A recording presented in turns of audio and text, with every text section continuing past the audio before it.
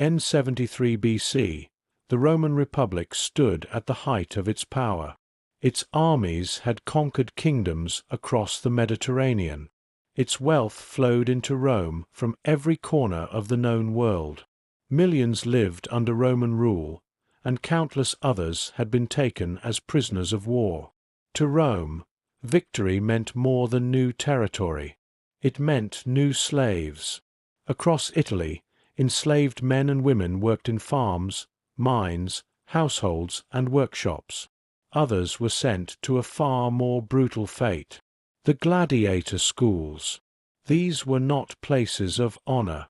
They were businesses built on violence, where human lives were transformed into public entertainment. Every day, men trained to kill or die for the cheers of thousands. One of those men was named Spartacus. Almost everything we know about him comes from Roman historians writing years after his death. Most agree that he was of Thracian origin, from a region north of Greece. Some ancient accounts suggest he may have once served as an auxiliary soldier in the Roman army before being captured or enslaved. Others offer different versions of his early life. The truth is uncertain, but one fact is beyond dispute. By the early 70s BC, Spartacus was no longer a free man. He had been sold to a gladiator training school in Capua, one of the most famous arenas in Italy. There, survival depended on absolute obedience. The gladiators lived behind locked gates, watched by armed guards. They trained relentlessly with wooden swords before graduating to sharpened steel. Every movement, every meal, every hour of their lives was controlled. Their purpose was simple: to entertain Rome. Most gladiators never expected to leave the arena alive. Yet Spartacus saw something others did not.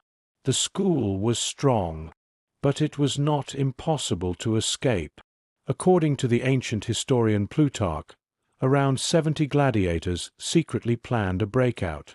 Their original plot was discovered before it could begin, forcing them to act immediately.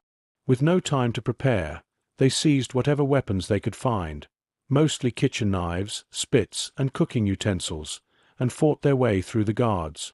It was a desperate gamble. Against all odds. It worked. The fugitives escaped Capua and fled toward Mount Vesuvius, the towering volcano that overlooked the surrounding countryside. At the time, it was known simply as a rugged mountain. No one imagined that about 150 years later, it would erupt and bury the cities of Pompeii and Herculaneum beneath volcanic ash. For now, it offered something far more valuable: a place to hide. Word of the escape spread quickly. Rome, however, was not impressed. To the Senate, this was not a war. It was a minor disturbance caused by a handful of runaway slaves. Instead of sending experienced legions, Roman officials dispatched a relatively small force under the praetor Gaius Claudius Glaber. His mission seemed straightforward: surround the mountain, block every visible path, wait until the fugitives surrendered from hunger. It was a strategy that had worked countless times before.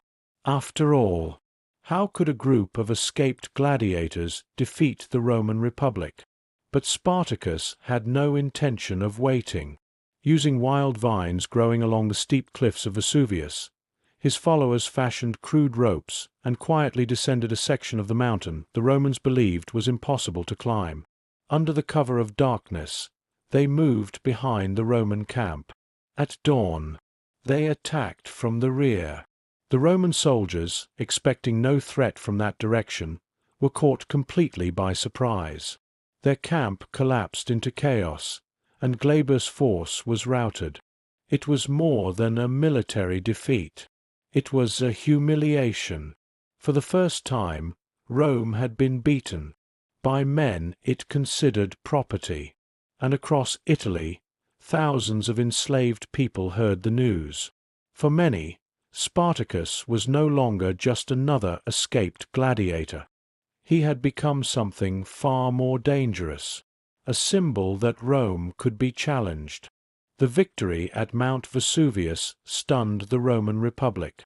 What had begun as the escape of a few dozen gladiators had become something far more dangerous. Rome had underestimated Spartacus. And now, people across Italy were beginning to believe that Rome could be defeated. The news spread from farm to farm, from vineyard to mine, from one slave quarter to another. A group of escaped gladiators had defeated Roman soldiers. Not once, but twice. For thousands living in chains, it sounded impossible. Then they began to leave. Enslaved men abandoned plantations under the cover of darkness. Shepherds fled from remote hillsides. Miners escaped brutal labor camps. Some free peasants, ruined by debt and poverty, also joined the growing rebellion, believing Spartacus offered a chance for a different future. Every new arrival brought another pair of hands, another weapon, another reason to fight. Within months, the small band of fugitives had transformed into an army numbering tens of thousands. Ancient sources disagree on its exact size. Some estimate around 40,000. Others suggest that, at its peak, Spartacus may have commanded 70,000 to over 100,000 followers. Whatever the true number, Rome had never expected an army like this to exist. It was unlike any force the Republic had faced before. There were former gladiators trained to fight in the arena. Escaped slaves carrying farming tools turned into weapons. Shepherds who knew every mountain path in southern Italy. Former soldiers from conquered nations. Men and women speaking different languages. United by one simple goal: freedom. Keeping such a force alive was a challenge of its own. They needed food, weapons, armor, medicine. Every Roman victory had been built upon organization and discipline. Now Spartacus began building his own. After defeating Roman forces, the rebels captured shields, helmets, swords, and spears abandoned on the battlefield. Blacksmiths among the escaped slaves repaired damaged equipment and forged new weapons whenever possible. With every victory, the rebel army became stronger. Rome, however, still refused to recognize the scale of the threat. The Senate believed that professional Roman troops would eventually crush the rebellion with ease. So more forces were dispatched. One commander after another attempted to destroy Spartacus. One after another. They failed. The rebels avoided fighting on Rome's terms. Instead of defending cities or fortresses, Spartacus relied on speed. His army moved rapidly across southern Italy, striking isolated Roman detachments before disappearing into mountains and forests. Roman commanders found themselves chasing an enemy that refused to stand still. Each defeat embarrassed the Republic further. Each victory attracted even more followers. Soon, what Rome had dismissed as a slave uprising had become the largest internal rebellion in the Republic's history. Yet amid the victories, an important question remained. What exactly was Spartacus trying to achieve? Some ancient historians believed his goal was simple: escape Italy, march north, cross the Alps, allow every survivor to return to their homeland beyond Roman control. It was a realistic plan. If successful, the rebellion might end without confronting Rome directly. But history took a different course. For reasons still debated by historians, Spartacus did not leave Italy when the opportunity appeared. Ancient writers offered different explanations. Perhaps many of his followers wanted revenge instead of escape. Perhaps the army had become too large to move safely across the mountains. Or perhaps Spartacus himself believed Rome could be challenged even further. No one knows for certain. What is certain is that every passing month made the Republic more desperate. This was no longer an embarrassing revolt. It was becoming a national crisis. And in the Senate chambers of Rome, fear was beginning to replace arrogance. By 72 BC, the rebellion had grown far beyond anything the Roman Republic had imagined. This was no longer a group of escaped slaves hiding in the hills. It was a disciplined force capable of defeating Roman armies in open battle. The Senate could no longer pretend otherwise. 2 Roman consuls, the highest elected officials of the Republic, were sent with separate armies to crush Spartacus once and for all. Their plan was straightforward: trap the rebels between 2 Roman forces and destroy them. Instead, Spartacus turned Rome's strategy against itself. Moving with remarkable speed, he struck one army before the other could provide support. After breaking through the first force, he quickly turned on the second. Both Roman armies were defeated. For the Republic, the defeats were more than military setbacks. They were a national humiliation. Never before had a slave army inflicted such repeated losses on Rome. Ancient historians describe growing anxiety in the capital. The rebellion was no longer confined to distant countryside. It threatened the authority of the Republic itself. If more slaves joined the uprising, if Rome continued to lose, what message would that send across an empire built on conquest and forced labor? The fear was no longer Spartacus alone. It was what he represented: hope. Across Italy, thousands of enslaved people saw proof that Rome was not invincible. That idea frightened the Senate as much as any battlefield defeat. Meanwhile, Spartacus continued moving north. For a brief moment, it appeared he intended to cross the Alps and leave Italy behind, allowing his followers to return to their homelands. Had that happened, the war might have ended there. But it did not. For reasons still debated today, the rebel army turned back towards southern Italy. Ancient writers offered different explanations. Some suggest many of the rebels preferred plunder to freedom beyond the Alps. Others argue that the coalition had become too large and divided to abandon Italy. No surviving source tells us with certainty why Spartacus changed direction. Whatever the reason, Rome saw only one thing: the rebellion was not leaving. The Senate realized that ordinary commanders had failed. A different kind of leader was needed. Their choice fell on one of the richest and most ambitious men in the Republic, Marcus Licinius Crassus. Unlike previous commanders, Crassus understood that defeating Spartacus would require more than superior numbers. It would require restoring discipline to Roman armies that had begun to fear the enemy. The final chapter of the rebellion was about to begin, and this time, Rome was prepared to do whatever it took to win. When Marcus Licinius Crassus took command, the war changed immediately. Unlike the commanders before him, Crassus refused to underestimate Spartacus. He rebuilt discipline within the Roman army with ruthless determination.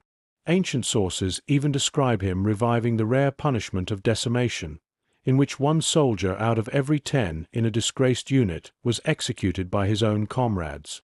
Whether applied exactly as described or not, the message was unmistakable. Failure would no longer be tolerated.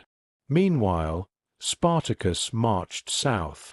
According to ancient historians, he hoped to cross into Sicily, where previous slave revolts had shaken Roman authority. If he could reach the island, he might ignite another massive uprising and force Rome to fight on 2 fronts. To make that possible, Spartacus negotiated with Cilician pirates, who agreed to transport his army across the Strait of Messina. The crossing never happened. The pirates disappeared after taking payment, abandoning the rebels on the Italian mainland. Whether they were bribed by Rome or simply betrayed Spartacus for profit remains unknown. The opportunity was gone. Crassus acted quickly. His legions trapped the rebel army in southern Italy by constructing an enormous system of trenches and fortifications across the peninsula, cutting off supplies and escape routes. Spartacus refused to surrender. During a violent winter night, part of his army broke through the Roman defences, reopening the road north. But the rebellion was beginning to fracture. Some rebel groups separated from the main force. Others ignored Spartacus' orders. The unity that had carried the uprising through years of victories was slowly disappearing. In 71 BC, the two armies finally met for the decisive battle. Its exact location remains uncertain, but ancient sources agree on what happened next. Before the fighting began, Spartacus reportedly killed his own horse. According to Plutarch, he declared that if he won, he would have many fine horses to choose from. If he lost, he would need none. It was a final declaration that he intended to fight beside his men, not flee from the battlefield. The battle was fierce. The rebel army fought with extraordinary determination, but Rome's disciplined legions gradually gained the advantage. Ancient writers claim Spartacus tried to reach Crassus himself, cutting through Roman soldiers before being overwhelmed. He was never seen again. His body was never positively identified. With their leader gone, the rebellion collapsed. Thousands were killed during the battle. Around 6,000 captured rebels were later crucified along the Appian Way, the road connecting Capua to Rome. Their bodies stretched for miles. It was not only a punishment, it was a warning. Rome wanted every traveler to understand the price of rebellion. The war was over, but the fear Spartacus had created would not disappear so easily. The rebellion was over. Spartacus was dead. The roads leading to Rome were lined with thousands of crucified rebels. To the Roman Republic, it looked like a complete victory. But beneath that victory, something had changed forever. For nearly 2 years, the most powerful republic in the Mediterranean had been forced to fight an enemy it had never taken seriously. Not a foreign king, not a rival empire, not a legendary general, a slave. That was what terrified Rome the most. The republic depended on slavery. Millions of enslaved people worked its farms, mined its silver, built its roads, and served in its homes. They were the foundation of Rome's economy. Spartacus had exposed a dangerous truth. If enough enslaved people united, they could threaten the republic itself. Although Rome continued to rely on slavery for centuries, the rebellion remained a lasting warning to its leaders. Large groups of enslaved workers were watched more carefully, and future revolts were treated with far greater urgency than before. Yet history has also created many myths about Spartacus. Did he intend to overthrow Rome? There is no reliable ancient evidence that he planned to capture the city itself. Most historians believe his primary objective was survival and, if possible, escape from Italy. Did he fight for the abolition of slavery? The ancient sources never describe such a goal. Modern interpretations often present Spartacus as a revolutionary seeking universal freedom, but the surviving evidence is far more limited. We simply do not know what kind of society he hoped to create. What we do know is that he inspired extraordinary loyalty. For thousands of people with nothing left to lose, Spartacus became proof that fear was not permanent, that even the strongest empire could be challenged. His story survived long after the Roman Republic disappeared. It inspired novels, paintings, films, and political movements across the world. Each generation saw something different in Spartacus.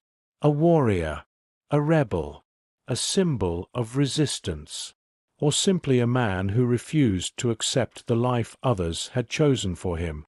Perhaps that is why his name has never been forgotten. Not because he defeated Rome. He didn't. Not because he founded an empire. He never did. But because, for a brief moment in history, he forced the greatest power of the ancient world to fear someone it believed was beneath it. Rome won the war. Yet more than 2,000 years later, people around the world still remember Spartacus. Very few remember the names of the Roman commanders he defeated. Sometimes, history does not belong to those who win. It belongs to those who leave a question that echoes through the centuries. How could one enslaved man make the Roman Republic afraid? That question is why the story of Spartacus still endures today.